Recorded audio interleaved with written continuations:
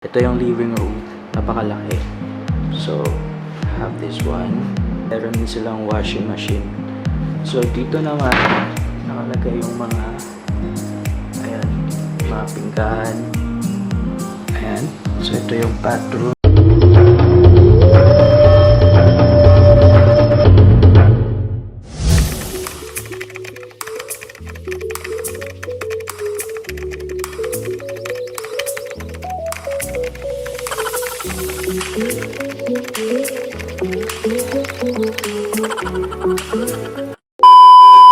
Hello guys, what's up? It's me again. It's been a while. I'm so sorry for the past few days na hindi ako nakapag-update, hindi ako nakapag-upload ng mga videos ko guys. Anyway guys, so for today's vlog, I'm going to share with you what's happening the past few days. By the way pala guys, the last 21st of November, meron kaming educational field trip with Matayo 3.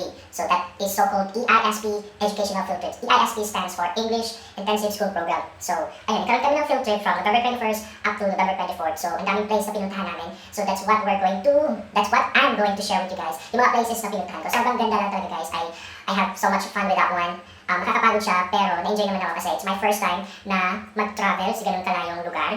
And it's also my first time na makapunta sa ganung klaseng lugar. And yun lang, sobrang fun. Ipapakita ko sa inyo rather yung place, yung unang place na pinuntahan namin. This will be the part 1 of the video. And stay tuned lang kayo guys kasi i-upload ko sa susunod yung next na mga part ng trip namin. So ayun guys, stay tuned and watch this video. Babush!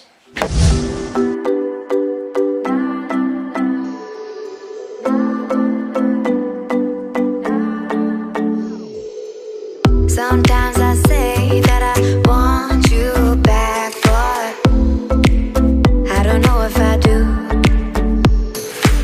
Sometimes I think about the good days we had, but there were bad days too.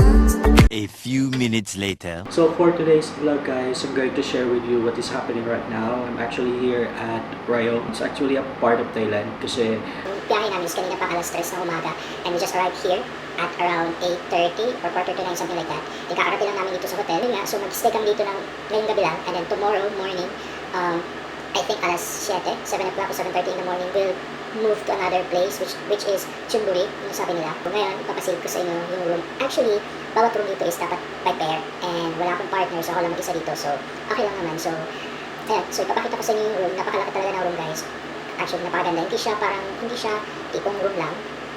So, parang siyang, let's say, parang bahay na siya or condominium, something like that. So, ipapasilip ko sa inyo, right, guys, yung room dito. So ayun guys, so samahan nyo ako. Iikutin natin ang room na to, yung room ko.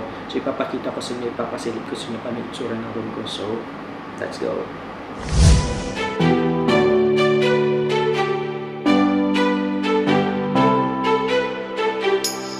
Rising up like a phoenixes, been tired of pushed down the ground. So, this is the living room guys. Ayan. Ito yung living room, napakalaki. So, have this one. So, ayan.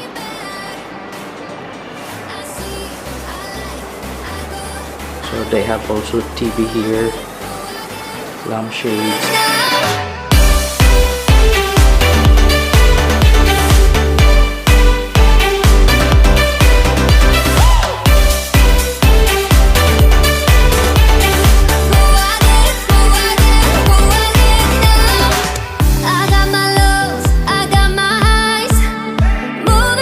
Meron silang heater, microwave. So this is the switch guys. So heater, microwave, and then meron din silang washing machine. So dito naman nakalagay yung mga, ayan, mga pinggan. Ayan.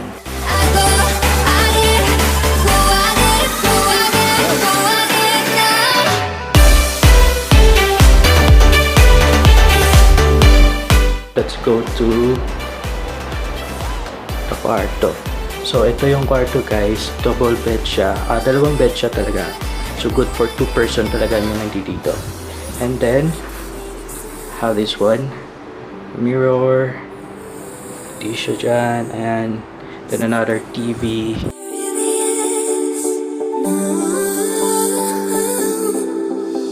I see, I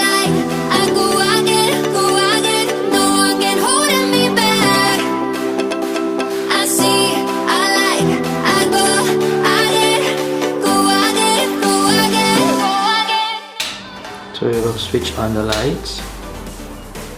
Ayan. So ito yung bathroom. Ayan. So meron silang then the bathtub. Ayan. Shower.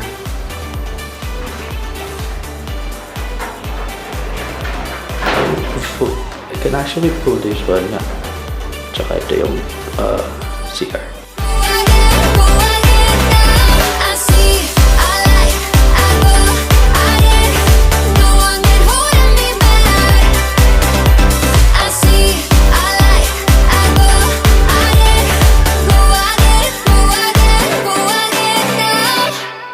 So, anyway guys, yun lang. So, abangan niyo yung part 2 ng field trip na to, ng journey na to. Yung part 2 na to. So, ayun guys, kung bago pala kayo sa channel na to, click nyo naman yung subscribe button at click nyo din yung notification bell para ma-notify kayo every time na mag-upload ako ng mga bagong video. So, yun guys, see you on my next vlog, the part 2 of this vlog. So, ayun na, alis na ako in 3. Oh my god. So, ayun na, alis na ako in 3, 2, 1, and...